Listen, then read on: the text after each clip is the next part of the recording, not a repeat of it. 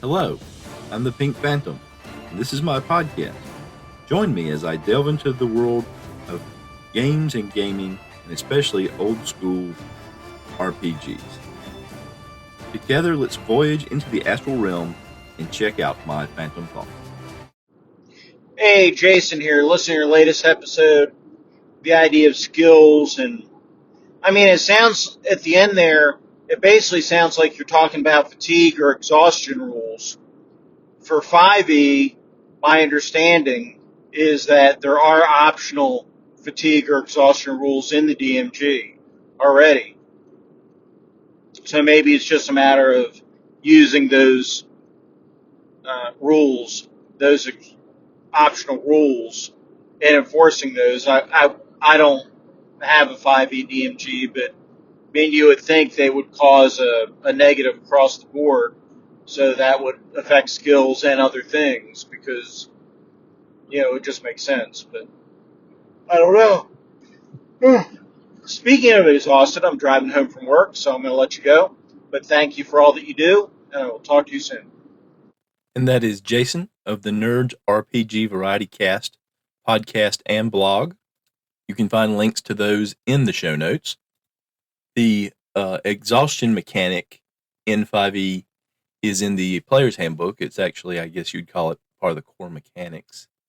And the first level of exhaustion does give you disadvantage on any and all ability checks, which is what skills aid in. Skills in 5e give you a chance to add a character's proficiency bonus to any ability check which would involve that particular skill.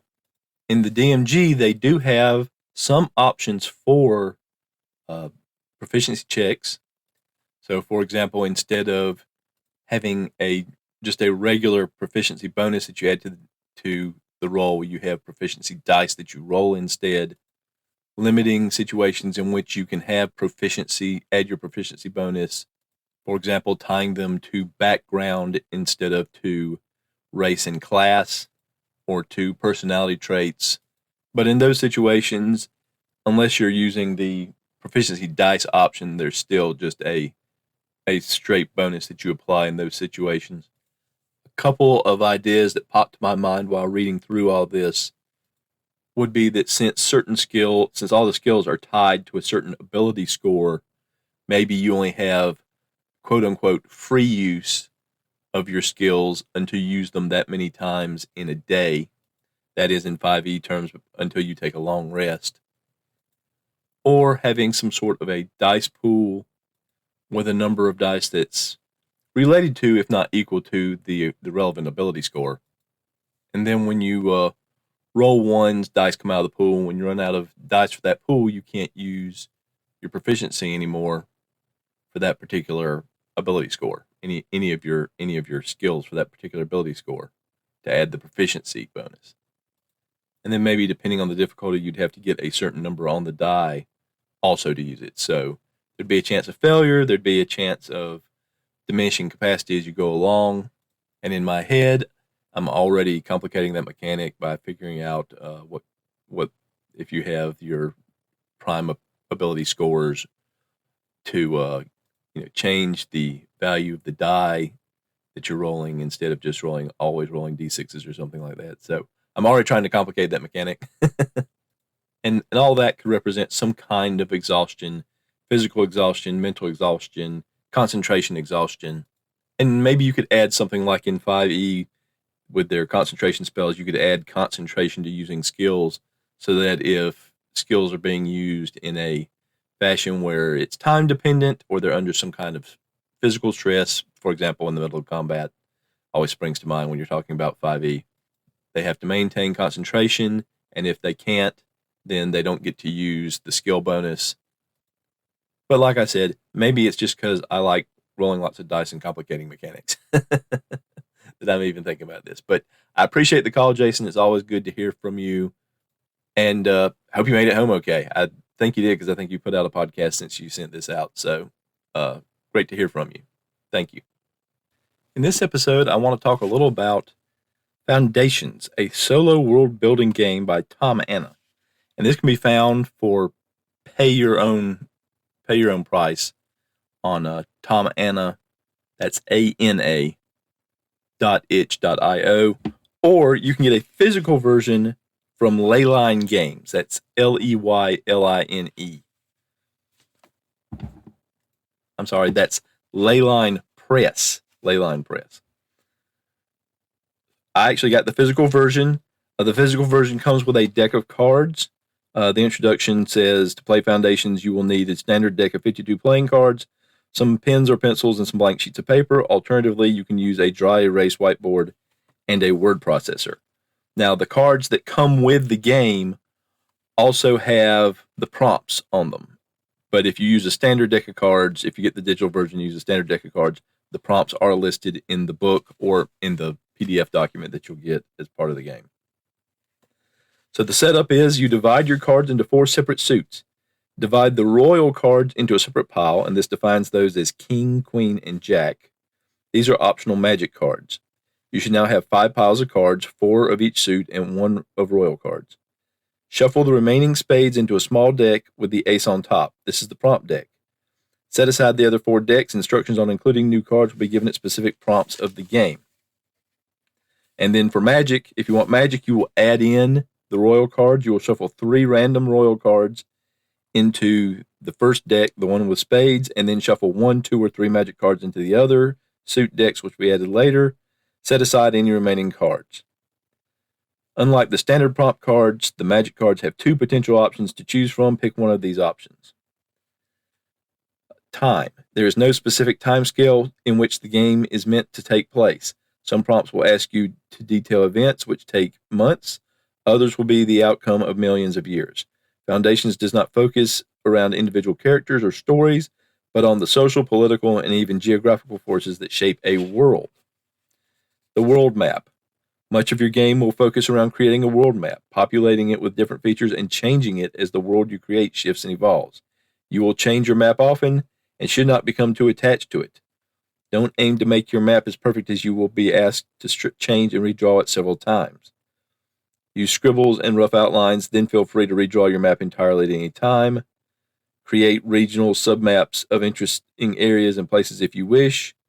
Your map is rarely static and you should think of it as an indication of the current state of the world rather than an object that is fixed in any way.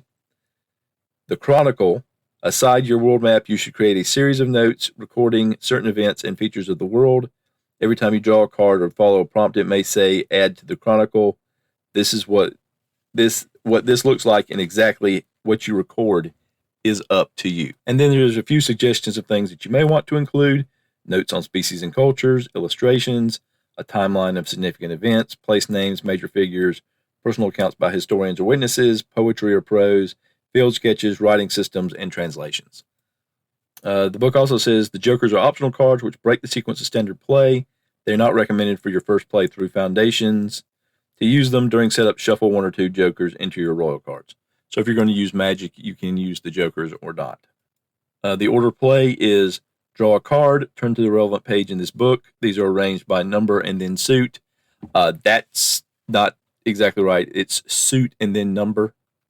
So the different suits are laid out, and the order of the suits, I believe, is the order that they are added to the deck. I haven't been through all the cards. I haven't been through all the prompts because I haven't been through it, and the first time I go through it, I want to do it as new as possible. But I did look through just kind of see about setups and stuff, and I believe that some of the prompts on the cards, because of the nature, they're small cards, I don't think they contain maybe the entire prompt, and there's more information within the book for the prompts. So the order of play is draw a card, turn to the relevant page. These are arranged in number and then suit. Like I said, that's suit and then number. Follow the prompt however you like, adding to or editing your map and chronicle. Follow any instructions also listed. When you are finished, put the card in the discard pile and draw another one. Instructions are in bold and should be followed as closely as possible. All other text can be followed however you wish. Some prompts require cards to be returned to the deck rather than discarded. These are marked clearly. At certain points in the game, you will be instructed to shuffle new cards into the deck. This will be explained within the prompts you are given. The game ends after most of the deck of cards have been drawn, though you can end at any time before then if you are happy with the world you created. Don't feel the need to continue. If there are still cards to draw, there is no set end, but a full game with all the cards may take several hours, depending upon how long you spend upon each prompt. And then there's a couple pages talking about terminology. This is mostly centered around the concept of race and other similar type words to describe species and things like that. There's culture and subculture, species and subspecies, which it uses instead of race. It talks a little bit about kind of the history of race within RPGs. It's mainly explaining why it doesn't use the term race and the terms it uses instead, and kind of defines what those terms mean. And then, like I said, there's all the prompts listed by suit and by the value of the card. And then at the end, there are 2 pages with condensed prompts, which kind of summarizes the prompts on the individual cards. I believe this is what is on the cards themselves, is the condensed prompts. Like I said, I haven't been through everything in detail because I don't want to spoil it before I use it for the first time. I don't remember exactly where I first heard about this. I'm pretty sure it was a blog, some blog, maybe on Substack or something that I get sent to me in an email. I suspect, but I don't know for sure, that it's somebody that also has a podcast that I listen to, that I'm reading their blog and listening to their podcast. So if someone who listens to my podcast, who is a fellow podcaster, knows, hey, I talked about that on my blog. This was about January when I bought it, so it would have been December or January when I would have seen it before I researched it, because I think I looked into it and then kind of set it aside and came back to it later and decided to buy it. So if it was you, what I'm trying to say is, let me know, because I would like to give credit where credit is due that you brought this to my attention. So without going through all the prompts individually, it looks interesting, and it's something I'm probably going to do at some point. Wow, that was really indefinite. What I'm trying to say is, it's something I am going to use because I want to see how it works. I probably won't use it to further set up the world of the Dragon Slayers campaign, Tale of the Dragon Slayers campaign that I'm running, my AD&D solo campaign. But I do want to use it to see how it works. I do like these kinds of mechanics. It sounds like it's very visual, what with the map making and all. But there's also the Chronicle, there's also the prompts. So I may attempt to do this in segments on the show. I don't know at the moment. If I do decide, I may even add it. If there's a short segment to get started, I may add it to this episode. But I'm gonna sit down with everything. I've got a little notebook where I've got, a piece of paper here and a piece of paper here. I'm going to start with one of my hex map piece of paper, and that doesn't seem like it fits. I may just go to a blank piece of paper. I've already got the cards actually shuffled out into the individual decks. I've included all the royal cards from Magic, but not the Jokers. So I'm going to start recording. You may end up hearing it or not, but we'll see. So that is Foundations, a solo world-building game by Tom Anna. Playing Foundations, a solo world-building game by Tom Anna. So the first card, and the base card to start off the game, is the Ace of Spades. From dust. In the beginning, the world was a chaotic maelstrom without shape or form. Upon the surface of the ocean, a great continent was formed. Draw a single large continent upon your map. Give it a name. All right, we'll just sketch something out here.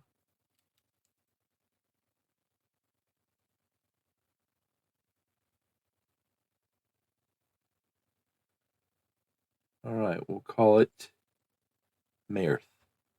Maerth.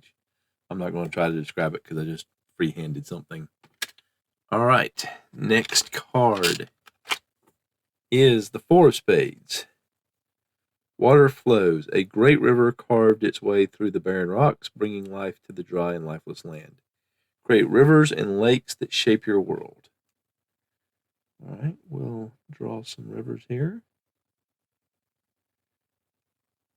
Split that one. Yeah, this is not... I guess this would be a better visual, but I'm not confident enough in my drawing skills to do this on camera.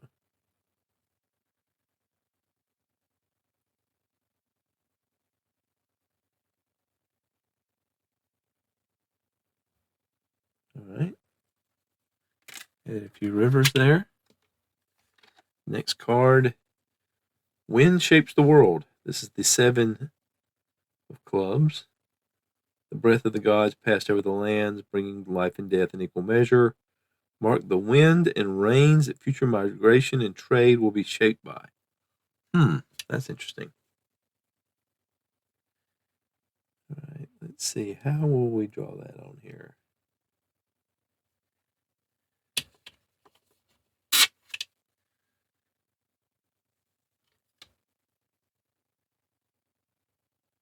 Let's see. We'll shade this area as being very wet. And this area over here.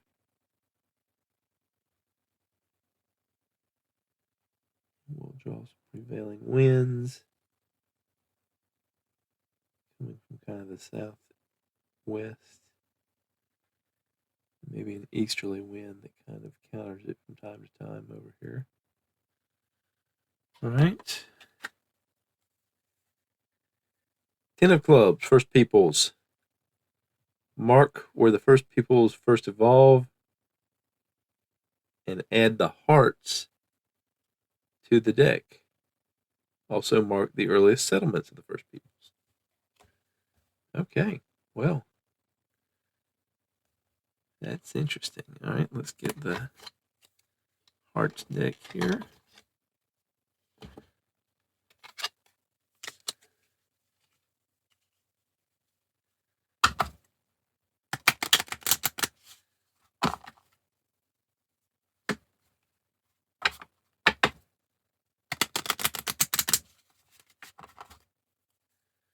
All right. Let's mark their settlements, earliest settlements here.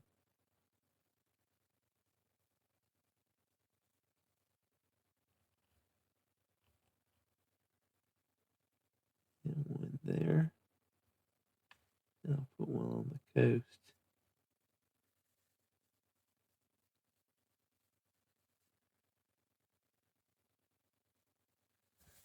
All right.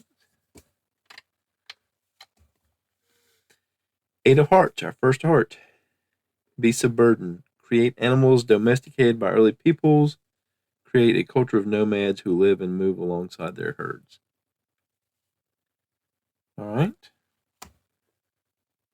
Well, that is probably going to take a while, so I think I'm going to pause this here and pick it up the next time, because creating a culture is not something I want to do in a very loud and long silence. So that's just a little sample of foundations. I don't know how much of this I'll record, but it's certainly interesting so far. Some interesting ideas. Learned a few things about, probably need a bigger piece of paper if I'm going to be drawing maps that need more of what I'm putting on here. Or maybe I'm wrong. Maybe I don't. We'll see. And now, more from my solo AD&D RPG campaign, Tales of the Dragon Slayers. All right, day 117 of following around the humanoids. We only have 2 groups that are still at large. We've got the orc leaders that are looking to rejoin the rest of the oinking horde at their lair, and they're just a day's journey away. So unless they have some kind of random encounter that interrupts them, they will get there on this day. And then we also have the Iron Basher Hobgoblins, who are seeking their lair.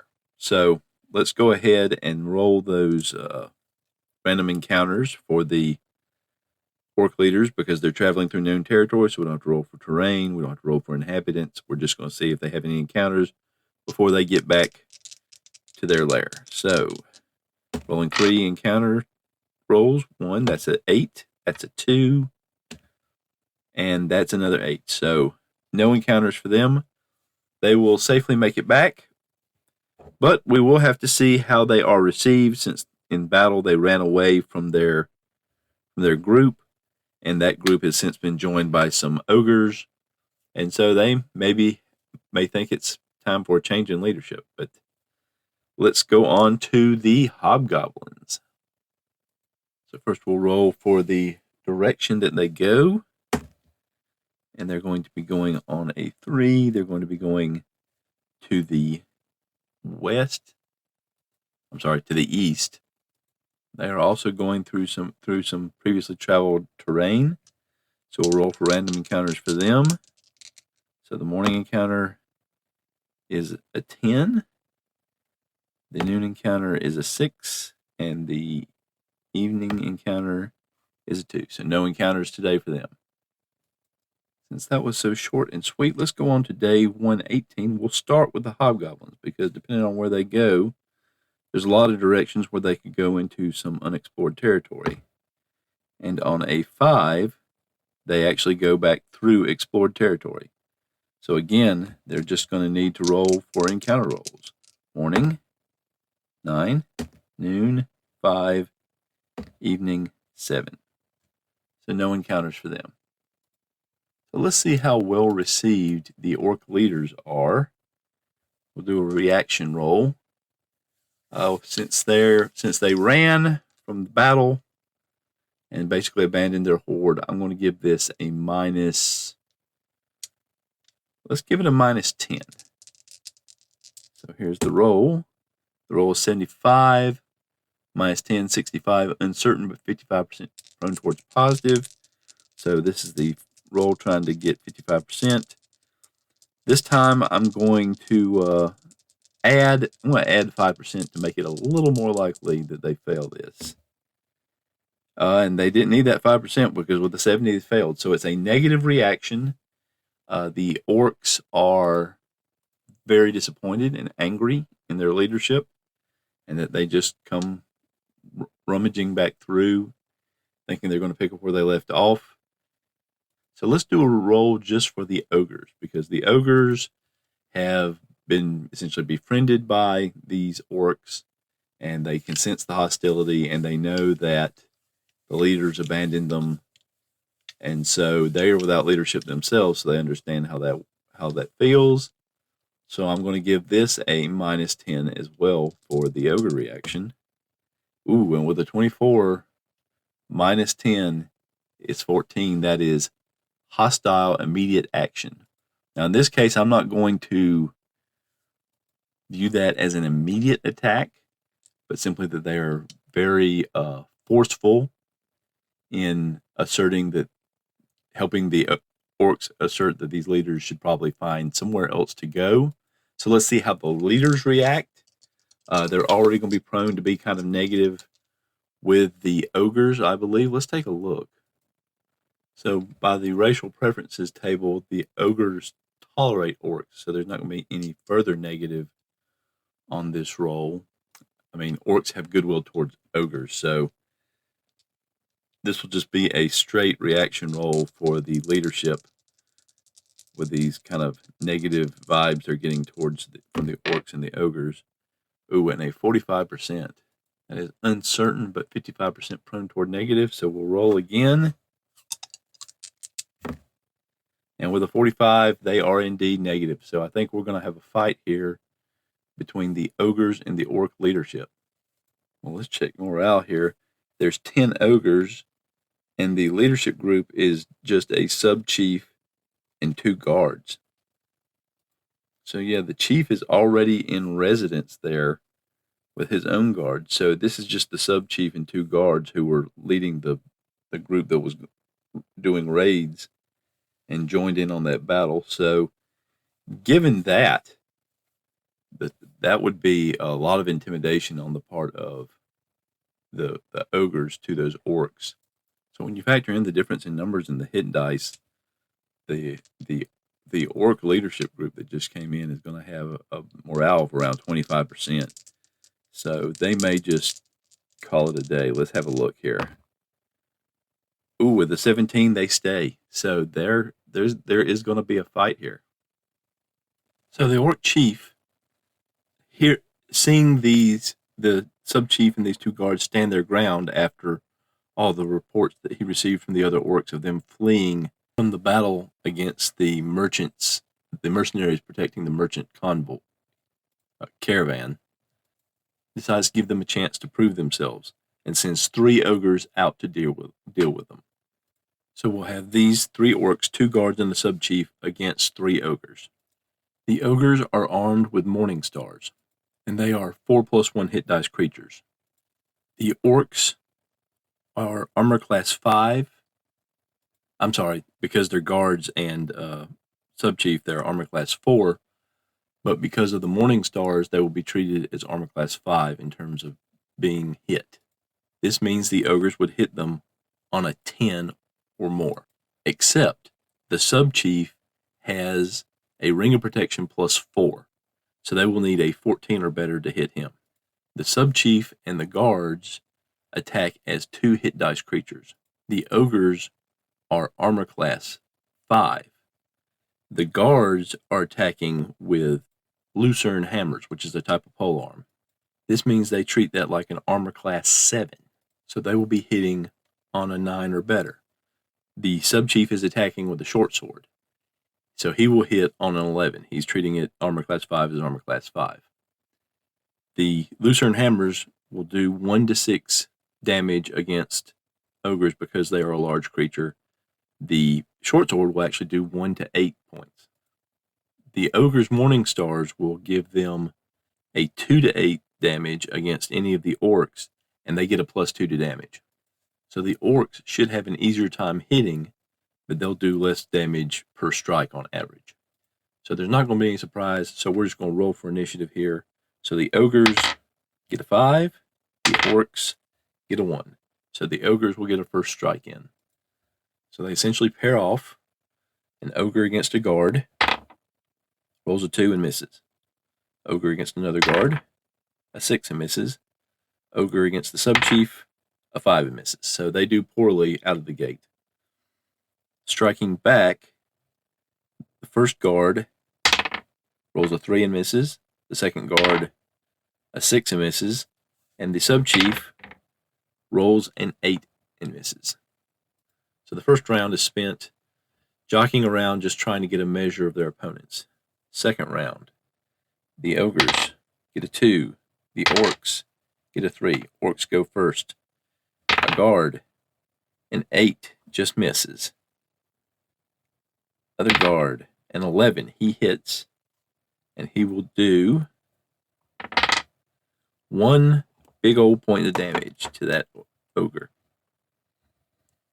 And then finally the sub-chief, he rolls a 3. The ogres swing back with their morning stars. A 1, a 6, and against the sub-chief, a 9. So still no hits by the ogres. This is a really sloppy fight. The ogres are unsure about exactly what their role is. They seem to be pressed into action as enforcers. They're new to this orc clan and to taking orders from this chief. The sub-chief's group, they just came from a long trek. So, third round, the ogres get a 2. The orcs get a 5. So here we go again. Guard number 1, a 9. That's a hit. And he is going to do 4 points of damage to that ogre.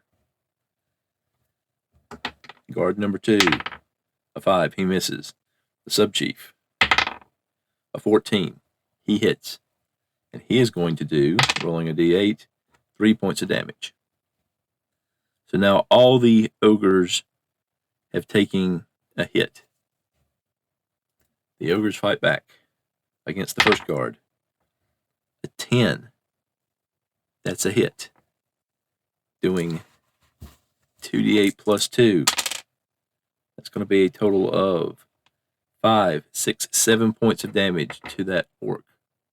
I think I forgot to mention, the ogres started with 19 hit points, the orcs with only 11. Second guard, ogre on the second guard, an 8. That's a miss. Against the sub-chief, a 1. That's definitely a miss. So now we go to round 4. The ogres, a 1. The orcs, a 5. The orcs try to press their advantage. The first guard, after being hit, scores a 13 and does 5 points of damage. The second guard rolls an 18 and does 3 points of damage. And the sub-chief rolls an 18 and does 4 points of damage. Now the ogres swing back. They've been on the back foot for most of this fight. Against the first guard, that's an 8, that's a miss.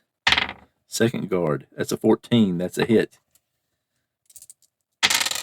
That's going to be 4 points of damage on that orc.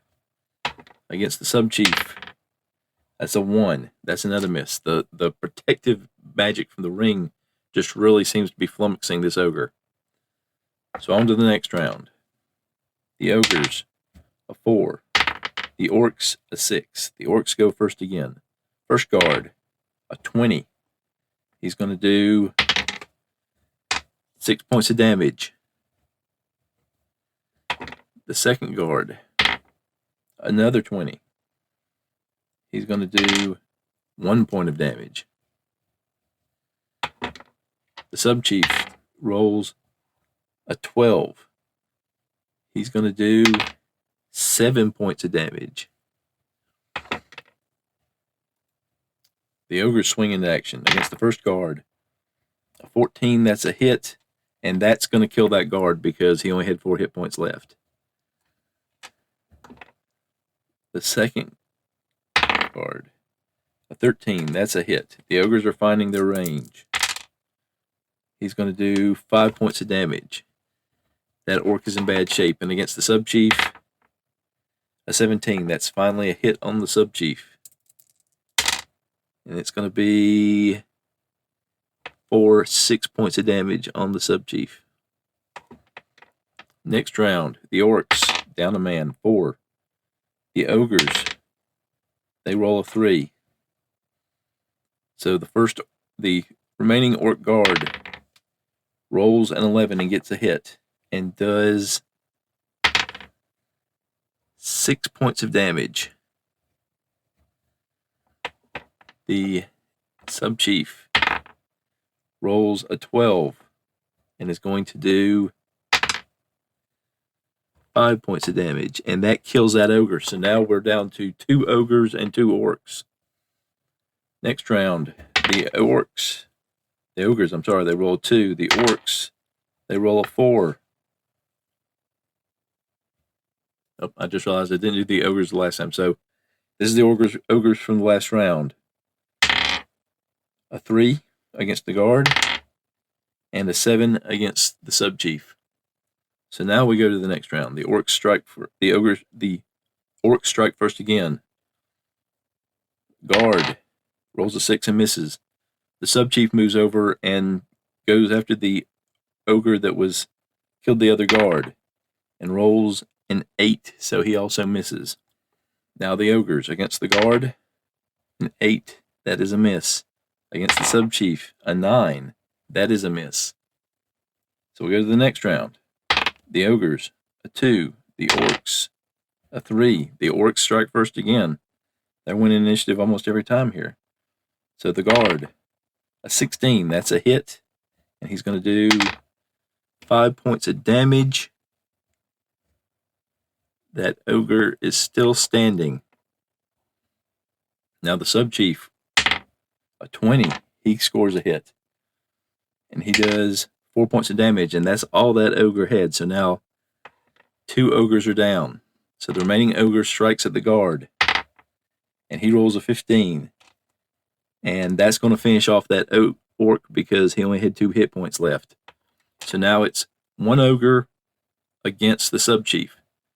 The ogre has 3 hit points left. The sub-chief has 5 hit points left. So the next hit is probably going to win. So initiative, the ogre, 5. The sub-chief, a 5. The ogre rolls a 13. No, I'm sorry. Yeah, that's a 13. And he misses. The sub-chief rolls a 2, and he misses. Next round, the ogre, a 4. The sub-chief, a 4. The ogre rolls a 16. That's a hit. Let's see if the sub-chief also hits because this is simultaneous. He rolls a 16. That's simultaneous hits. So here we go. The ogre does 2, 3, 4, 5 points of damage. That's all the orc subchief had. The subchief does 4 points of damage. That's more than the ogre had. So they kill each other. So at the end, the last two combatants struck each other simultaneously.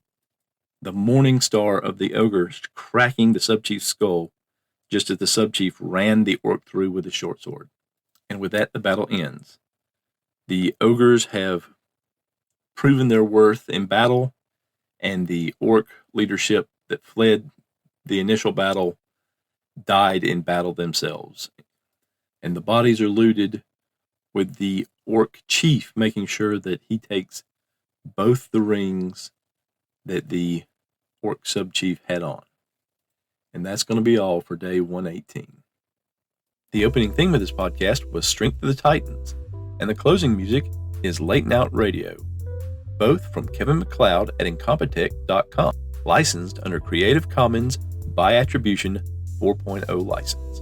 If you have any thoughts or feedback, you can get in touch with me by leaving me a voice message on my Google Voice number, 864-209-1441. That's 864-209-1441. Or through SpeakPipe at www.speakpipe.com/Phantom Thoughts. That's www.speakpipe.com/Phantom Thoughts. Or you can send me a message or an audio file on Discord, where I can be found the Pink Phantom, or through email, phantomthoughtspodcast@gmail.com. That's phantomthoughtspodcast@gmail.com. I don't have to play or read your feedback on the podcast if that is not your preference. Just let me know.